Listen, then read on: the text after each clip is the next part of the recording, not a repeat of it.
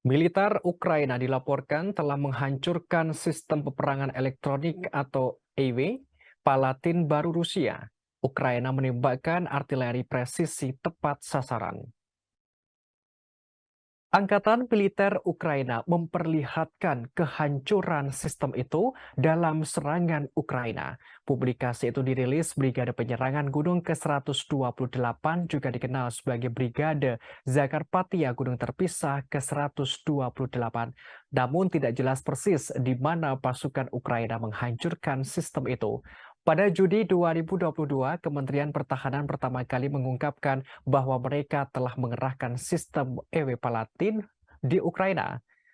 Pada September 2019, layanan pers Distrik Militer Barat melaporkan kelompok taktis Batalion Rusia menggunakan peralatan peperangan elektronik Palantir untuk pertama kalinya. Peralatan itu digunakan dalam pelatihan di dekat Voronezh. Teknologi ini dapat memblokir komunikasi radio yang tidak bersahabat hingga memblokir peralatan intelijen elektronik di area seluas 1.000 km. Kemampuan peralatan memungkinkan gelombang pendek dan gelombang ultra pendek, membutakan sistem musuh dan menghilangkan komunikasi seluler. Sistem ini memiliki beberapa aplikasi, termasuk penargetan objek frekuensi radio diskrit, bandwidth, dan jamming spesifik frekuensi. Palantir juga dapat membangun sistem-sistem dengan menggabungkan peperangan elektronik dan jaringan pengintaian yang berbeda menjadi satu kesatuan, sehingga untuk meningkatkan efektivitas dapat tercapai. Sementara peralatan Palantir Rusia yang baru diadopsi dihancurkan oleh Ukraina.